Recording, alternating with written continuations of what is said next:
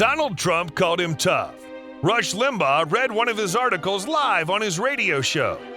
Ann Coulter tweeted that article to her 1.5 million followers and declared, "Every sentence is perfect."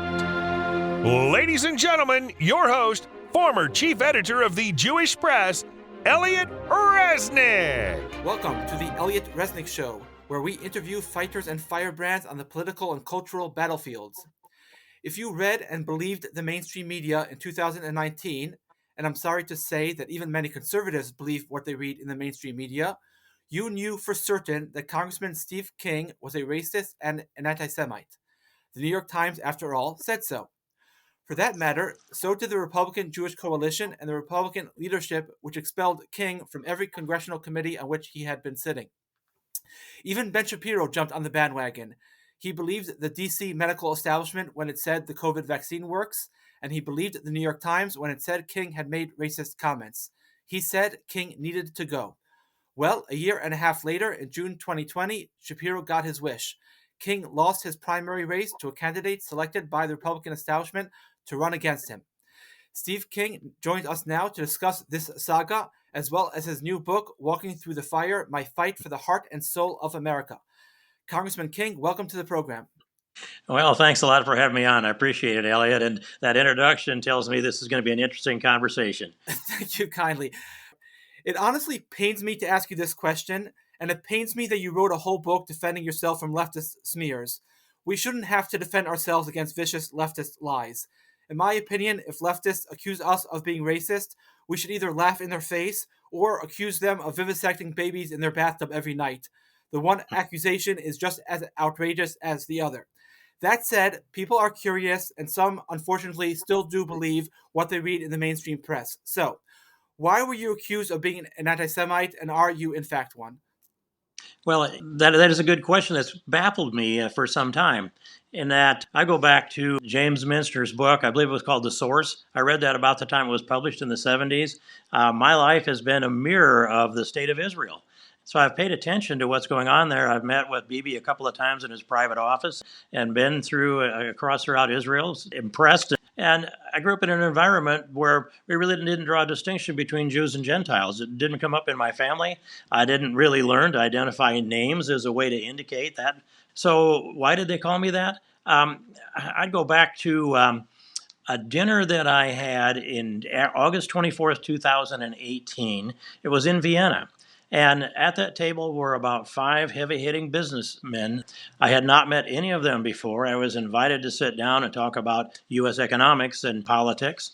And when I sat down there, the individual on my right said, "Congressman, I think you should know that you're seated here with 2 homosexuals and a Jew." And the fellow across the table immediately said, "Well, who's the Jew?" And we all laughed because he apparently knew who the other homosexual was. And that was all that was brought up by it. But I was accused at that meeting of plotting against Jewish people, of anti-Semitism, and a meeting with a Jew sitting on my right who defended George Soros when I criticized George Soros.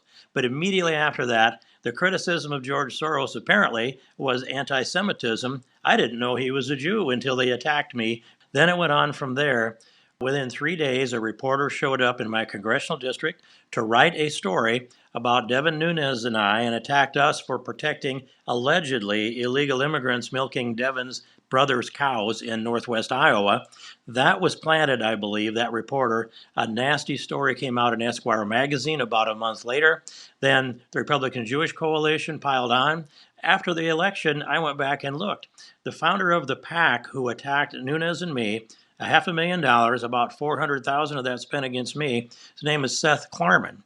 Now, that didn't mean anything to me, but I understand that he is alleged to be a vulture capitalist, perhaps associated with Paul Singer. The advocacy for same-sex marriage comes out of Paul Singer with millions of dollars advocating for that, and they have to be influential in the RJC. So these are some of the things that I think brought about. It's kind of like when you're a carpenter and the only tool you have is a hammer, then everything looks like a nail. Well, if that tool you most often use is anti-Semitism allegations, that's what they used against me, Elliot. That's how I think that came together. And that meeting in Vienna, if I understand correctly, that was with a party that somehow is associated with the right, even though Austria is apparently extremely pro-Israel now.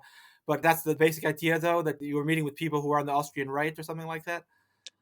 Well, there was one individual at that table who was, I believe, chief of staff for one of the top party officials of we call them the Freedom Party in Austria. And I do have associations with them. And yes, one of their original founders was a Nazi, but anybody that survived the Second World War and emerged into politics in Austria in the late 40s was going to be a Nazi or dead. And so they have rejected that. They've worked to improve their relationships with the Jewish community. I don't know there's been anything come out of them that you could describe as anti-Semitic, but they do believe in patriotism. They believe in liberty. They believe in the foundations that have made America great. And I want to strengthen that. We need more conservatism. The other people are attacking Western civilization. And I was there to advocate for the idea that we should establish an international organization to restore Western civilization for the world. So they manufactured that out of that meeting. I don't know who the Austrian prime minister is now, but I know certainly, I think at the time when you had that meeting, he's a young person. He's extremely pro-Israel, which is interesting. Mm-hmm. You lost your congressional seat essentially because the New York Times claimed that you had praised white supremacy and white nationalism. You gave Kevin McCarthy your word of honor that you had done no such thing, but he didn't believe you and essentially helped ensure that you wouldn't get reelected in 2020. It seems like Kevin McCarthy will now be the Speaker of the House, and my question is, does a person who believes a New York Times reporter over at one of his colleagues deserve to be the Speaker of the House? Absolutely not. And I spent 18 years in the United States Congress, 7 years in the Iowa Senate. There's never been any kind of an allegation that had any credibility whatsoever against my integrity or my honesty. In fact, my criticism comes, you're too honest, Steve. You shouldn't tell us this whole truth because sometimes it's not good for some of those other folks that don't want to. Whether Kevin McCarthy believed me or not in that disagreement with the New York Times, and I'll go on the record, that was at best a misquote. Whether it was willful or not, I can't know that. But Kevin McCarthy had no intention of believing me when he walked in that room. We had a 1 hour Lockhorns type of a meeting in that room. And I wish I had all of that on tape. I have a lot of it in my memory. But he was like a prosecuting attorney. Whatever I would say to him, he would come back and slam it. Nothing penetrated into any reasonable part of his mind because he had an agenda. And I believe he was in on this well before the New York Times story. And the pattern of his actions prior to that and after tell me that. So they were determined. There was a decision made sometime in probably August of 2018. It was a concluded decision by October of 2018 that they were going to use their forces to get me pushed out of Congress. And a piece that's in my book, Walking Through the Fire, is about, and I'll just use the names here on your program, Elliot. Jeff Rowe was the campaign manager for Ted Cruz for president. And I was a national campaign co-chairman for Cruz for president. So I've worked with Jeff a lot, and he is wired in well politically. In a conference with him about 2 weeks before Thanksgiving in 2018, after I'd won the election, relatively closer than it should have been, he said they're going to try again. They believe that they had too many midterm election distractions to focus all of their press on me. That's why they didn't get me beaten in the general election in 2018. But they would pick a lull in the media cycle. They would send a messenger to President Trump to convince President Trump to put out a negative tweet on me, which would then trigger the all-out assault from the media and also members of Congress. And so I believed that that was going to happen. And I did my best to preempt it at the White House. I think I succeeded there. Trump didn't weigh in against me. But then I went to the messenger, and the January 8th, I spoke with the messenger and said, I know what the plot is, and I will blow this thing wide open in this country if you go forward with it. I was assured that that wouldn't happen. The next day, my primary opponent announced, it was January 9th, he had scrubbed all of his Twitter accounts that morning, and he had no rollout plan, no media plan. All he had was a tweet that said, I'm going to challenge Steve King. The media picked that up, of course. The next day, the New York Times story came out, and after that, there was no way to put the genie back in the bottle, but they believed they could force me to resign. That was the words that came out of Jeff Rowe. That was the words that came out of the people that were attacking me, resign, resign, resign. And I said, you're going to have to shoot me down in the middle of Main Street at high noon with everybody watching. I will never resign. And I guess that's exactly what they did, Elliot. Essentially, metaphorically, they did wind up shooting you. And just for the listeners who don't know, essentially the New York Times accused you were defending Western civilization, and they accused you that you were actually defending white supremacy and white nationalism, which, as you point out in the book, no one had even heard of these terms before a few years ago when the left decided that racist was just a tired term, so they needed to come up with new terms. That's essentially what the article said that you had done. I want to ask you, I guess, maybe a sort of spiritual question. Can I just circle back to that for a second before we go to the spiritual question, which I'm happy to answer? That I should also say, so that the listeners hear how this came about. But in that article that was written by Trip Gabriel in the New York Times, it said that I had said white nationalism, white supremacy, Western civilization. How did that language become offensive? That was a quote that was in the paper. It was a 56-minute interview. There was no tape of that.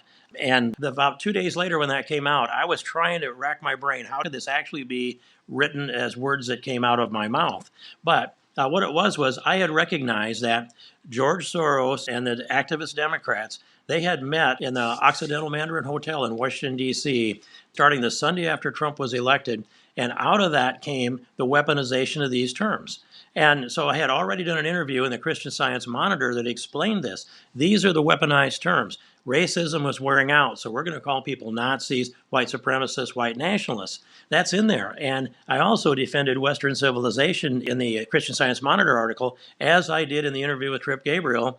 And so when we went back through LexisNexis, we found out that I had never used the terms white nationalist or white supremacy in the 20 years prior to this, 0 times. But I had defended Western civilization 276 times. So that ought to settle the question as to who's telling the truth on this. Right, and again, just to clarify for the readers, you were saying that the New York Times had mentioned those terms, so you repeated those terms back in answering the question, and then when you said, what's wrong with that language, you were referring to what's wrong with talking about Western civilization. Right, whereas the New York Times grouped all three together. You write in the book that, walking through the fire, that your communications director emailed you that morning of your conversation with a New York Times reporter, and he wrote to you, "I think it's a trap. He's out to get you." You were in the shower, however, when the email arrived, and hadn't yet seen it when the New York Times reporter, called you that morning. Do you think there was an element of divine fate in you not seeing that email? We don't understand God's ways, but he had his reasons for whatever reason that you missed that email? My wife might say so, because what she has said is that after 24 years of public service, she's glad that it's over. She's sorry it had to end the way that it did. So perhaps that was a key. But I want to defend my communications director, John Kennedy, and he was diligent as he could be. And he's always questioned, what if he'd sent a text? Would I have seen that instead of the email? The email came at 7:52 a.m. And I had texted back to Trip Gabriel that I thought I would be open at 8:30 that day, but he should run it through my communications director to get the appointment. Well, when the call came at 8:30, I thought that it had been approved by John Kennedy, or I wouldn't be getting the call. An ethical reporter wouldn't bypass that directive, but he did. And so that's how it happened. But I would say that they would have done this anyway. This was a manufactured trigger, and they would have done this or done something else to do so. And I think you mentioned it, but Trip Gabriel said that he didn't think that quote would be what did it. So he knew that he was writing an article that was to set me up, and they were to use something in that article to attack me. He didn't think that was the phrase, and I'll tell you which one I thought he was going to be. He asked me at the end of the interview, when you look over there at the Democrats in the House of Representatives, what do you think? And I gave him a straight, honest answer. I said, well, I look over there and I think it's no country for white men. And I thought that's what he would use to attack me, but instead they chose the other one. I'm not sure I understood you. Well, what I mean is that they've got the Congressional Black Caucus, the Congressional Hispanic Caucus, the Congressional Women's Caucus. I mean, everybody over there is a minority except a few of the folks that are Caucasians, and they're scrubbing them out. And by the way, there's no pro-life Democrat left in the House of Representatives. They've scrubbed all of them out too. So I was witnessed and lived the movement of the center of the Republicans the Democrats in the U.S. House, moving from, we had some centrists there, the Blue Dog Democrats that you could do business with, people I liked, and some of them are friends to this day. Most of them have been scrubbed, and that party has lurched hardcore to the left, and they're undermining our nation with their adherence to Marxism and socialism and all of this new woke stuff that I think a lot of your listeners don't agree with, and neither do I. Right. You were kicked out essentially because Kevin McCarthy, but not just him, many Republicans don't have a backbone, basically. Teddy Roosevelt once said about someone, quote, he has the backbone of a chocolate eclair, end quote. What can we do to strengthen the backbone of Republicans, the overwhelming majority of whom seem to suffer from an inferiority complex? Well, one of those things is that you need principled conservatives. And what works against that is, on the Republican side, we have the establishment, the elitists, a lot of never Trumpers are in that wing, and they despise conservatives. And I wouldn't have said that 10 years ago, but I've seen how this thing works in a clearer way today. And so when you look at it, I've said this to them for years, though. I'd say to the conservatives, I'm a natural born, full spectrum, constitutional Christian conservative. That means I defend the Old Testament, the New Testament, the Constitution, the Declaration, and all the things that emanate from that. And it comes naturally to me. So the conservatives get everything they want. And then I turn to the establishment people and I say, you get everything you want too. You just get more than you want. So why are you unhappy? Well, they don't want to talk about the social agenda. They don't want to protect innocent, unborn human life. They don't want to defend natural marriage. And they really don't even want to balance the budget. They want to grow this government for their own profit. And someday we will fall unless we reverse that, Elliot. And so, I guess practically, is there anything you suggest that we could do to reverse this trend? Yes. Another thing that's happening is we have the establishment wing of the party is entering into primaries using party money to defeat conservatives in the primary so they can advance their, I'll call them the rhino candidate, because their rhino candidate's going to come in and the leadership can tell them what to do, what to say, and how to vote. So what they're building is a club of elitists that won't rock the boat with leadership. They'll all be tied in and dependent upon leadership. And when you've got conservatives in there, they think for themselves. And they'll advance an agenda that reflects the agenda of we the people. So Kevin McCarthy has spent millions to defeat conservatives in Republican primaries across this country.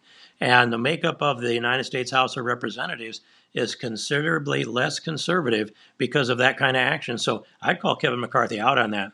We ought not have party money involved in primaries anywhere in this country. Let the people in the congressional districts support their chosen candidates. Let them compete, and then let them be nominated. Come what may in the general election, support them all. In my opinion. In 2016, you got into hot water for defending Western civilization. An MSNBC panelist attacked white people, and you essentially pointed out that white people are largely responsible for Western civilization, which has given us democracy, equal justice under the law, the automobile, the light bulb, airplanes, the internet, etc. As you yourself have stated numerous times, we shouldn't be talking about race. We should be talking about culture and civilization. But no one does. Liberals obsess over race and refuse to defend Western civilization, even though they themselves would never, for example, move to an African country other than South Africa. Can we survive as a nation if we disdain our own heritage? We have to sustain our own heritage, and I don't think we can survive if we don't do that. And we're going to be called all kinds of names for that. I like the way you characterize this, and I describe Western civilization. It's rooted back in Moses and his system of judges, the rule of law that went through Greece and Rome, and then the Roman Empire spread that across Western Europe. When the Dark Ages were over, still the rule of law emerged. So the Romans gave us the republican form of government, the representative form of government.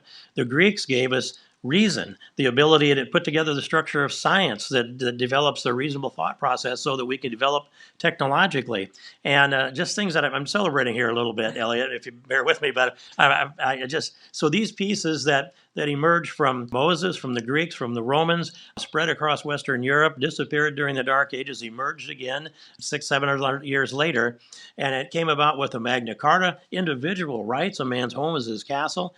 And when you brought the pilgrims over here and landed in the New World, they said a prayer that they'd be evangelists for the world, not just the people in this land, but also the evangelists for the world. And 170 years later, we had the Declaration of Independence that lays these principles down. What's unique, I think, and people forget, is that Adam Smith published Wealth of Nations, the treatise on free enterprise capitalism, 1776. And so these principles arrived here in the New World and blossomed in a giant, beautiful petri dish of all of the elements of God-given liberty and freedom. The pillars of American exceptionalism were laid almost simultaneously with 1776, and they've grown from them. That is a precious gift from God that we have. And now we're seeing it under assault, attacking Western civilization because they say, well, that's white civilization. There's nothing that excludes anybody with whatever melanin content from engaging in all of the benefits of Western civilization. But Western Civ is the first world. And if we let it go down, America is the flagship of the fleet of Western civilization. And if they sink America, they sink all of the civilization. The whole fleet goes down. If that's the case, there is no first world left anymore. It's either second world or third world. And nobody that lives under the boot heel of either one of those systems ever wants to live in that again. They all, like you said, migration comes our way. It's a one-way migration. And why aren't we proud enough to defend that with everything we've got? I don't think I know the answer to that. Right. Last question. Grassroots Republicans complain about election irregularities in places like Pennsylvania and Arizona, but even if they're right, the races in these states should not be this close. All over the country, you essentially have America-loving Republicans running against America-hating Democrats, and the Democrat candidate often wins or just barely loses. Many people believe Republicans will continue to lose or just barely win as long as the left controls the culture, which leads to my next and final question. Why is there only one Hillsdale College and one Liberty University in this country? Why aren't there 50 conservative colleges? And more importantly, what can we do so that one day there will be, in fact, 50 of them in this country molding the minds of the next generation? Boy, that's a big picture look at it, Elliot. And I take it even back to K through 12, more so today than 10 years or 20 years ago. How do we change all that? I was on the phone yesterday with former Congressman Pete Hoekstra, ambassador to Holland, by the way, under Trump. And he had introduced legislation when we were in Congress together just to abolish No Child Left Behind. But when No Child Left Behind put the federal hooks into K through 12 education, then they can spread that, plus with the teachers union, through all the curriculum in the United States. I don't know if we can reverse that or not, but we are doing things with vouchers and with charter schools and homeschools that are getting more and more children with a look at the objective part of our history. It's not enough to get the job done. I've hired people from Liberty, chief of staff from Liberty. I had a chief of staff from Hillsdale, too. I never saw a call come out of either one of those schools, and that's a term we use here in livestock country. When you call the litter, you throw one out that's not going to grow. But every one out of those universities are excellent, and I've had a number of them, and they go on to do great things, too. How do we get more of those planted? I think we're going to need to do it willfully. And we need a few deep-pocketed people that see what we're talking about here today that are willing to invest at least in the startup. And so what I would call for is this. Let's build a university dedicated to restoring Western civilization. Let's make it the center of the knowledge base for our culture, our civilization, the first world. Make that the center of the knowledge base, and then plant satellites not just around this country, but especially around Europe as well, where they're losing their confidence, and build that knowledge base and exchange scholars, exchange instructors, professors, and build that foundation of knowledge so that we have confidence again. And we have a defense mechanism when they attack us for being whatever their list of adjectives are. We need to come back and say, you're wrong. It was the Democrats that defended slavery. They're the ones that built the KKK.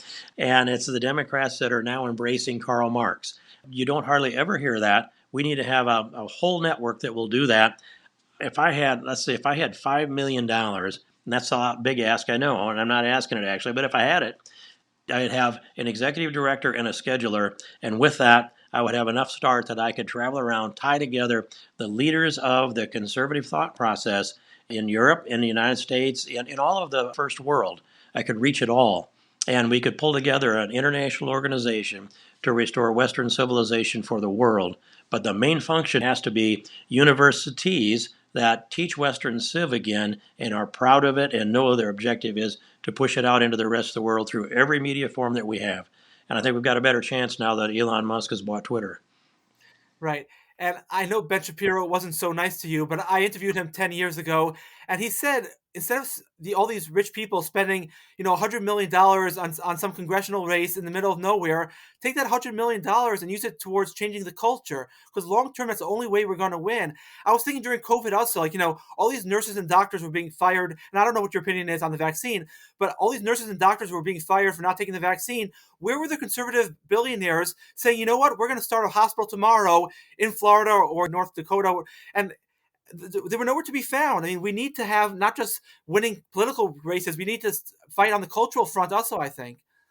That's a terrific idea. When you think about what that would be, a couple of billionaires that would say, if you've been pushed out of your profession, the highest of the skill levels that are there, let's pull you together and build a hospital. Mayo Clinic in Minnesota got established, and look what it's grown into. You could do this with the talent that's there and not a lot of money to get it started, and it would cash flow in a very short period of time.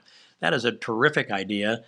For me, on the vaccine, I just have to confess this way, is that my wife has been death on the vaccine. She refuses under any circumstances, and she's been doing battle on that. For me, I had to hold meetings. And if I held meetings and somebody walked away from there and contracted COVID and somebody died, it would come back on me. So I did the first 2 vaccines. I'm fine. And I won't be doing it anymore. I guarantee you that. But we both got COVID just about a year ago now. And she was sick for 3 weeks, and I was sick for a week. And I don't know if it proves anything, but we're now safer than we ever were. The antibodies are in both of us. All right, that does it for us. If you'd like this episode, please give it a good rating, share it with your friends, and don't forget to check out our revamped website, 1vs450.com. That's 1vs450.com. On the website, first of all, you'll have a book sale, a Hanukkah book sale. If you buy 2 of my volumes of Movers and Shakers, you will get the 3rd volume free. That's 181 interviews with many, many interesting and famous people, including Rabbi Jonathan Sachs, Rabbi Beryl Wine, A.B. Rottenberg, Mark Shapiro, Ben Shapiro, Yoram Hazoni, Katie Hopkins, Rabbi Nassim Slifkin, Rabbi Adin Steinsaltz, Mrs. Libby Kahana, Stephen Rachav Meir, Baruch Marzel, Rav Hershel Schechter, and many, many, many more. Number 2, you also find the chess puzzles. I brought back the chess puzzles every week if you scroll down. Also on the website, you are able to sign up for my newsletter. You get at least 1 or 2 emails a week with political commentary by yours truly, with links to my latest podcast episodes, with Divrei Torah by Rabbi Shamshon Raphael Hirsch, and more. And finally, on the website, you have a link to my educational project called Educate Yourself Through Elliot. If you went to yeshiva or you went to another school in which you feel you did not get a proper education and you've always wanted to get more of an education, you always wanted to know more about the great books, the best that has ever been thought and said, as one 19th century English poet put it, you can spend the many, many, many dozens of hours reading all these books yourself, but perhaps you don't have all these hours. So if that is the case, let me help you. I'm reading these books. So far, I've put out episodes on The Republic by Plato, The Idiot by Dostoevsky, King Lear by Shakespeare. Future episodes will be on Immanuel Kant's Critique of Pure Reason, Rousseau's Emile, Nietzsche's Thus Spake Zarathustra, Israel Zangwill's The Melting Pot, and many, many more. We're doing this for a year, 1 book per week. Every week, you could educate yourself and know what every educated person should know about that particular book. So let me help you educate yourself through me. And that's only $10 per month or $100 for the year. And that, too, you can find on my website. All right, stay tuned for next week's episode, an interview with the opinion editor of Newsweek, Josh Hammer. And yes, believe it or not, he's a conservative, not a liberal. Till then, have a great day or a great night, depending on when you're listening to this podcast episode.